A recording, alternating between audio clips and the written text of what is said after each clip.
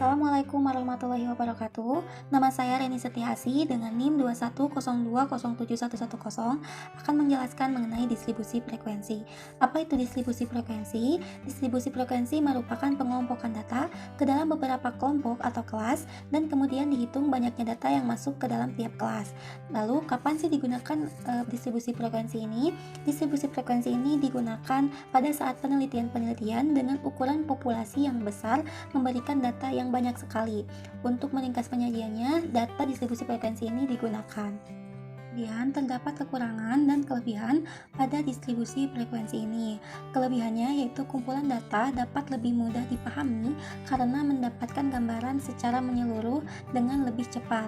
Sedangkan kekurangannya yaitu detail data bisa hilang sehingga ada sebagian informasi penting tidak dapat diungkap. Sini ada tabel distribusi frekuensi yang saya buat. Yang bertandakan bulat coklat itu disebut dengan kelas interval, yaitu hasil pengukuran tabel kuantitatif kontinu X yang dikelompokkan menjadi beberapa kelas.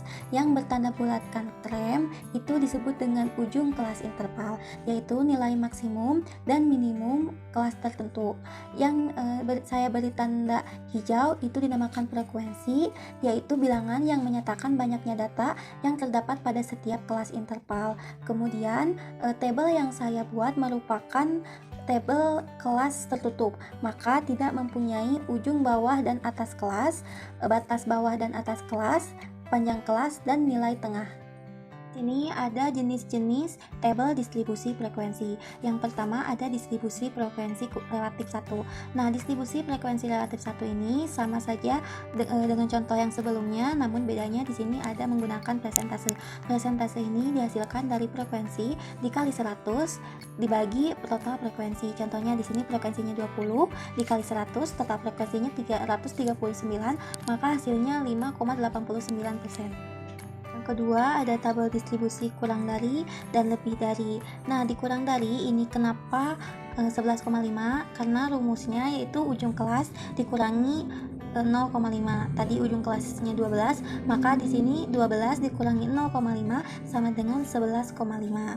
Begitu pula yang tabel distribusi frekuensi lebih dari. Kenapa ini 12,5? Karena ujung kelasnya ditambah 0,5. Sebaliknya dari distribusi frekuensi, maka 12 ditambah 0,5 sama dengan 12,5. Distribusi frekuensi yang ketiga ini merupakan ringkasan dari tabel distribusi frekuensi kurang dari dan lebih dari. Nih di sini tertulis yang nilai usianya 12 tahun, frekuensi kurang darinya adalah 0 dan frekuensi lebih darinya adalah 339. Satu Soliha dengan NIM 210207114. Di sini saya akan menjelaskan mengenai penyajian data. Berdasarkan tabel di samping, berikut penyajian data dengan menggunakan diagram lingkaran. Untuk usia 12, frekuensi relatifnya 5,89% yang dibulatkan menjadi 6%. Usia 13, frekuensi relatifnya 17,40% atau 17%. Usia 14, frekuensi relatifnya 30,38% atau 30%. Usia 15, frekuensi relatifnya 20,64% yang dibulatkan menjadi 21%. Usia 16, frekuensi relatifnya 5,89% yang dibulatkan menjadi 6%. Usia 17, frekuensi relatifnya 5,30% atau 5%, dan usia 18, frekuensi relatifnya 0,58% yang dibulatkan menjadi 1%. Selanjutnya penyajian data dari data demografi yang disajikan menggunakan diagram bar. Ada kategori usia, suku, agama, dan jenis kelamin. Untuk nilai tertinggi kategori usia yaitu usia 14 dengan frekuensi berjumlah 103, nilai terendahnya usia 18 dengan frekuensi berjumlah 2. Selanjutnya kategori suku dengan nilai tertinggi yaitu suku Sunda dengan frekuensi yang berjumlah 266 dan nilai terendahnya yaitu suku Gorontalo, Jawa Sumatera, Kendari, Aceh, Bugis dengan masing-masing frekuensi berjumlah 1. Selanjutnya kategori agama dengan nilai tertinggi yaitu agama Islam dengan frekuensi berjumlah 334. Nilai terendah yaitu agama Katolik dengan frekuensi berjumlah 1. Dan yang terakhir yaitu kategori jenis kelamin dengan nilai tertinggi yaitu jenis kelamin perempuan dengan frekuensi berjumlah 171 dan nilai terendah yaitu laki-laki dengan frekuensi 168. Assalamualaikum warahmatullahi wabarakatuh. Perkenalkan, nama saya Taufan Wirajasa dengan NIM 210207142. Di sini saya akan menjelaskan tentang pengukuran gejala pusat.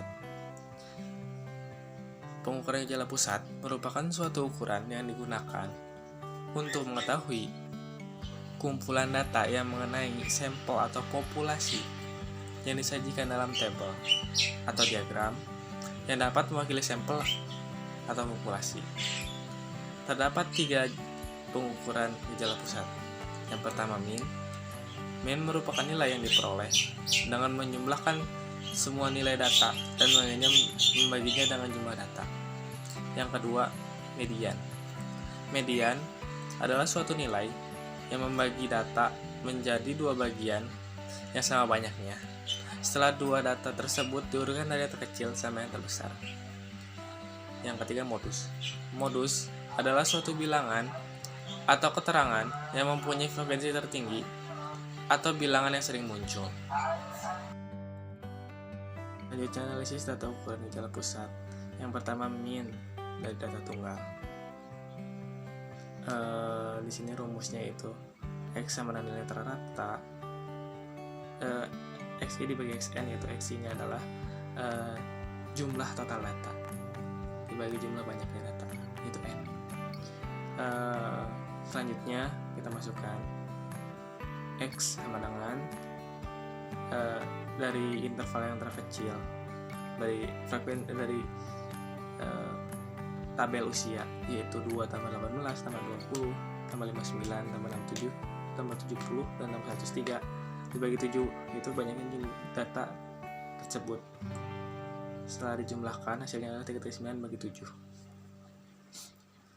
Dari 339 bagi 7 yaitu terdapat hasil 48,4 yang dibulatkan menjadi 48. Jadi mean dari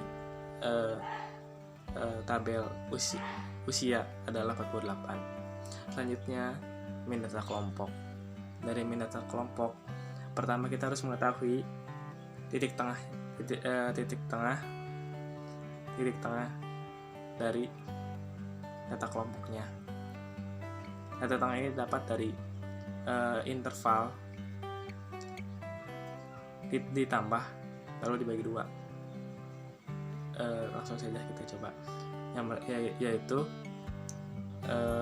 setengah dikali interval 33 tambah 36 sama dengan setengah dikali 69. Dari hasil ini terdapat 34,5 yang dibulatkan menjadi 35. Selanjutnya, setelah mendapat titik tengah dari semuanya, kita kalikan dengan FI, yaitu FI itu adalah jumlah frekuensi, dan baru didapatkan FI XI ini, yaitu adalah titik tengah yang sudah dikalikan dengan jumlah frekuensi. Seperti di sini, 35 dikali 3 dengan hasil 105, 39 dikali 11 dengan hasil 429, 43 dikali 46 dengan hasil 1978, 48 dikali 86 4042, 51 dikali 112 5712, 56 dikali 57 3080, 53 dikali 21 1239, 63 dikali 3189, dan terakhir 67 dikali 1 dan 567. Selanjutnya semuanya ditambahkan dan terdapat hasil 16.841. 16.841 selanjutnya dibagi 100, yang mana min merupakan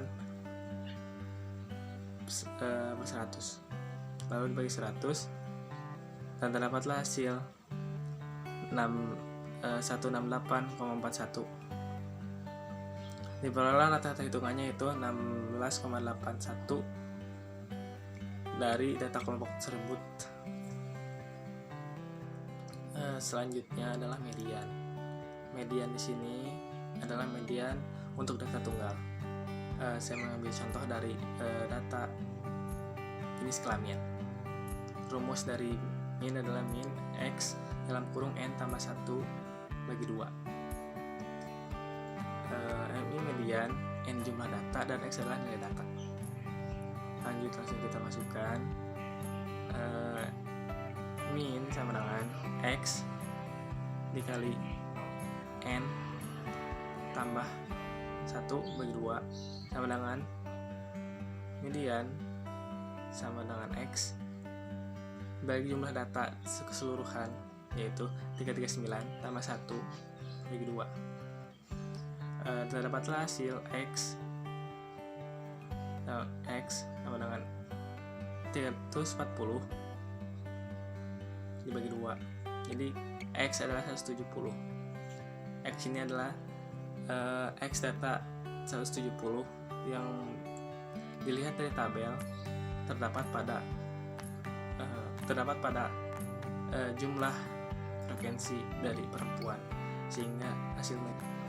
Selanjutnya adalah contoh median kelompok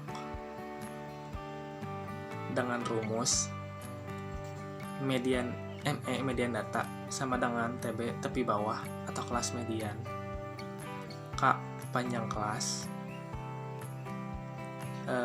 dalam kurung setengah N banyaknya data dikurangi FK frekuensi konduktif dari di atas kelas median dibagi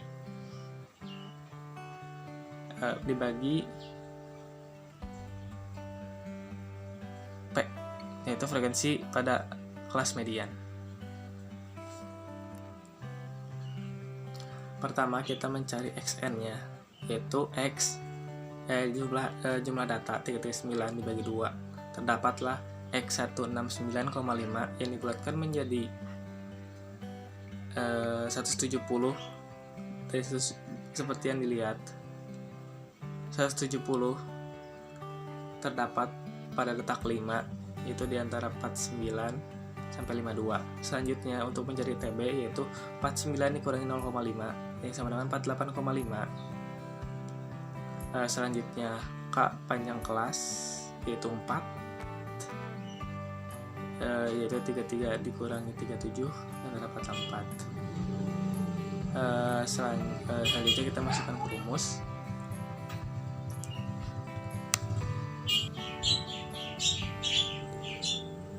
Sembilan tujuh itu dari hasil 48 dikali 2, lalu dipecahkan dibagi 2, jadi 97 per 2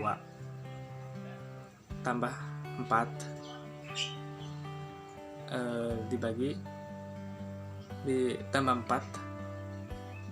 4 ditambah 4 dikali 193 per 2 dibagi 112 sama dengan 97 per 2 ditambah 4 dibagi 96,5 dibagi 224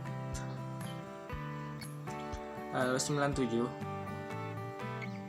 lalu terdapatlah hasil 97 per 2 ditambah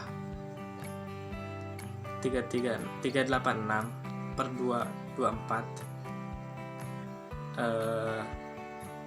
Karena ini pecahan, kita harus samakan dulu bawahnya, jadi sama dengan 97 per 2 ditambah 86 per 224 sama dengan 97 kali 224 per 2 kali 224 ditambah 386 kali 2 per 224 dikali 2 sama dengan 21.728 per 448 ditambah 772 per 448 dan hasilnya sama dengan 22.500 per 448 sama dengan 50,2 dan dibulatkan menjadi 50 dan nilai median dari data kelompok ini adalah 50. Selanjutnya contoh modus data tunggal dan kelompok. Dari tabel suku dapat dilihat bahwa modus atau frekuensi paling banyak yang sering muncul adalah 206. 206 merupakan frekuensi dari suku Sunda, sehingga dapat dihasilkan bahwa modus dari data tersebut adalah 206 atau suku Sunda.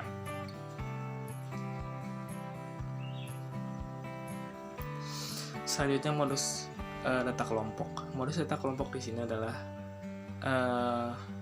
modus sama dengan batas nyata B batas nyata bawah ditambah P panjang interval dikali B1. B1 adalah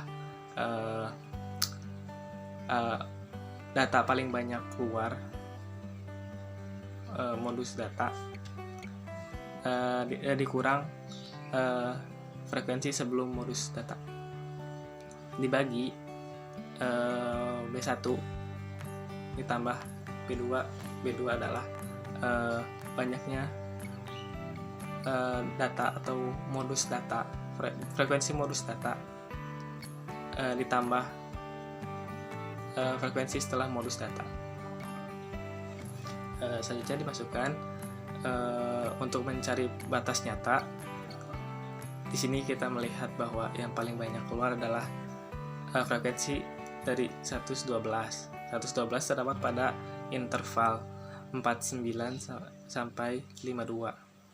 Selanjutnya kita masukkan 49 dikurang 0,5 dan terdapat hasil 48,5. Jadi B 48,5 ditambah 4 dikali dalam kurung 112 dikurang 86 dibagi 112 dikurang 86 ditambah dalam kurung 112 ditambah 56 dan terdapatlah hasil 48,5 ditambah 4 dalam kurung dikali 21 dalam kurung 21 dibagi 21 tambah 56 lalu terdapatlah hasil 48,5 tambah 4 per 21 21 per 41 sama dengan 48,5 ditambah 4 dalam kurung 0,51. Setelah dikalikan hasilnya adalah sama dengan 48,5 ditambah 1,6. Hasilnya adalah sama dengan 50,1. Jadi nilai modus dari data kelompok di atas adalah 50. Di sini saya akan menjelaskan materi mengenai pengukuran data letak. Pengukuran data letak adalah salah satu pengukuran dalam statistika yang terdiri dari kuartil, desil, dan juga persentil. Untuk menentukan ukuran letak, maka kita harus mengurutkan datanya terlebih dahulu, dari mulai nilai terkecil hingga nilai terbesar. Untuk rumus pengukuran data letak, yaitu penerapannya ada dua, dengan data tunggal dan juga data kelompok. Untuk rumus kuartil tunggal, yaitu Q1 sama dengan nilai data I N plus 1 dibagi 4. Untuk rumus kuartil kelompok yaitu Q1 sama dengan TB atau tepi bawah ditambah 1/4 N dikurangi F kumulatif atau FK dibagi frekuensi. Yang kedua adalah rumus desil. Untuk rumus desil tunggal yaitu DI sama dengan nilai data I per 10 N tambah 1. Untuk rumus desil kelompok yaitu DI sama dengan TB ditambah I per 10 N dikurangi frekuensi kumulatif dibagi frekuensi kelas desil atau FDI dikalikan P atau panjang kelas interval. Yang ketiga ada rumus persentil tunggal yaitu PI sama dengan nilai data I per 100 N tambah 1. Untuk persentil kelompok yaitu PI sama dengan TB ditambah 1 per 100 N dikurangi frekuensi kumulatif dibagi frekuensi persentil kelas. Sebelumnya, kuartil adalah hitungan yang sudah diurutkan dan dibagi menjadi 4 bagian yang sama masing-masingnya 25%. Kelompok data kuartil ini ada 3. Yang pertama, kuartil bawah atau Q1, kuartil tengah atau median adalah Q2 dan kuartil atas adalah Q3. Setelah kita mengetahui rumus kuartil, maka kita dapat mengaplikasikannya. Nah, pada data yang di bawah, kita ganti menjadi angka 1 dan diketahui data total yaitu 339. Pertama, untuk mencari letak Q1, maka 1/4 dikalikan dengan total data yaitu 339 yang menghasilkan data 84,75 dan kita bulatkan menjadi 85. Pada tabel frekuensi di sampingnya, bahwa 85 memasuki interval 3 yaitu 45 hingga 48. Nah, selanjutnya untuk mencari TB atau tepi bawah yaitu dikurangi 0,5. Jadi interval 45 dikurangi 0,5 hasilnya 44,5. Diketahui frekuensi kumulatif di tabel adalah 86. Untuk F1 sama dengan 11 ditambah 46 sama dengan 57, dan diketahui P sama dengan 45 dikurangi 41 sama dengan 4. Karena kita telah mendapatkan hasilnya, maka kita tinggal masukkan pada rumus. Rumusnya adalah Q1 sama dengan TB ditambah 1/4N dikurangi F1 dibagi F1 dikalikan P. Maka TB hasilnya 44,5 ditambah 1/4 dikali 339 dikurangi 57 dibagi 86 dikalikan 4. Maka hasil kuartilnya adalah 45,78.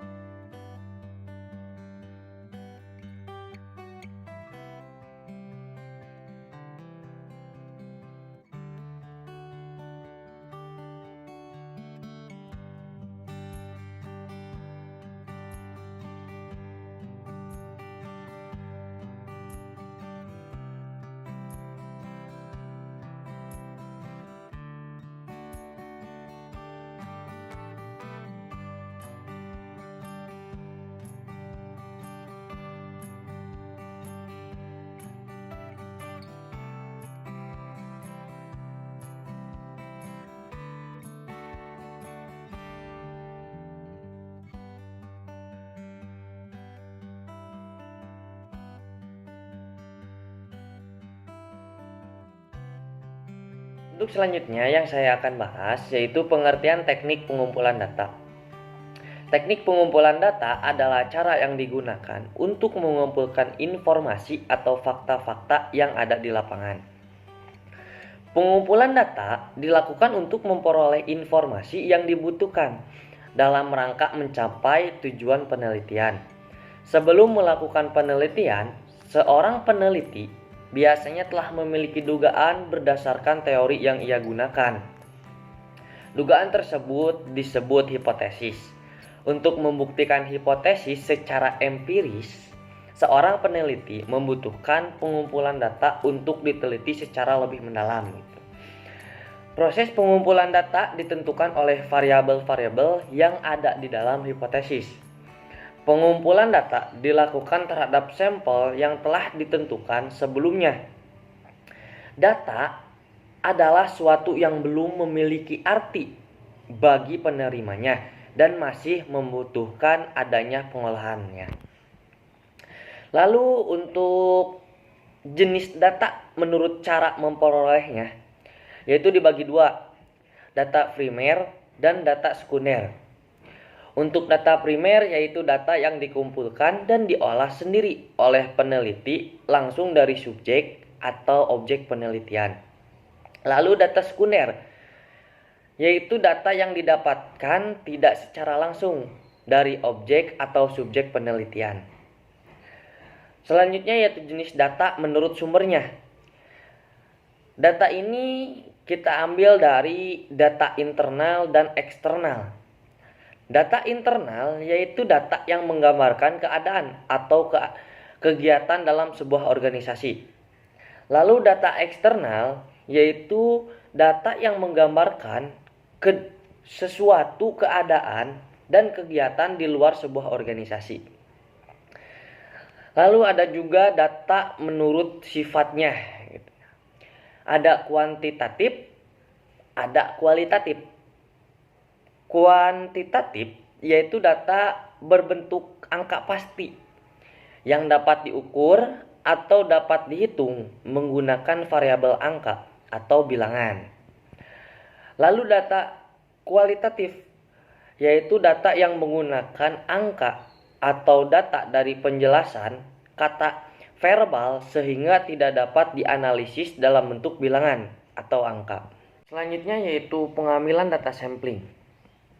Untuk pengambilan data sampling untuk yang di usia gitu ya. Usia 12 tahun frekuensinya yaitu ada 20 gitu ya. Dan untuk 13 yaitu ada 59, 14 ada 103, 15 ada 70, 16 ada 67, dan juga 17 ada 18, dan juga 18 ada 2 orang gitu ya. Dengan total hasil 339. Selanjutnya yaitu dari pengambilan data sampling suku. Di sini yang paling banyak yaitu suku Sunda dengan jumlah 266. Suku Batak ada 9, Jawa ada 40, Betawi ada 5, Minang ada 7, Melayu ada 3, Gorontalo ada 1, Jawa Sunda ada 4, Jawa Sumatera ada 1, Kendari ada 1, Aceh ada 1, Bugis ada 1.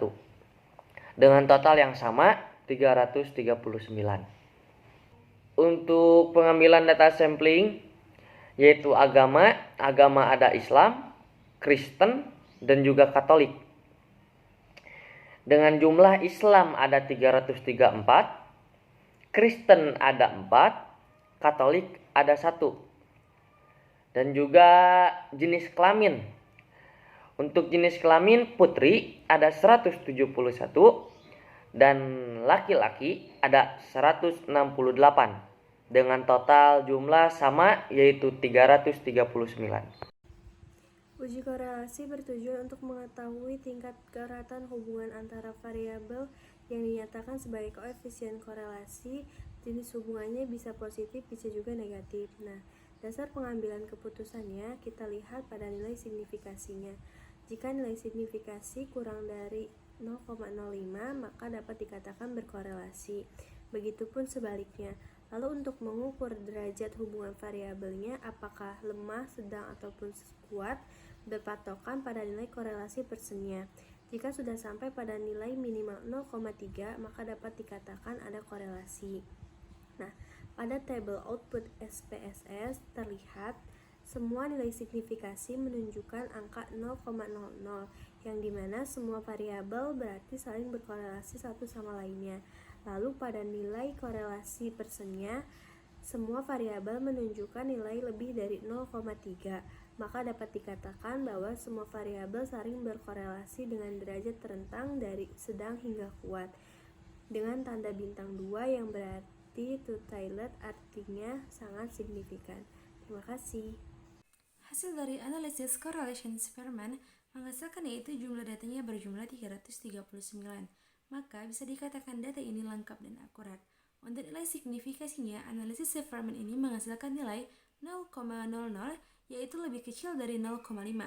Maka dapat diartikan ada hubungan yang signifikan antara variabel kreativitas, keingintahuan, keterbukaan berpikir, kecintaan belajar, dan perspektif.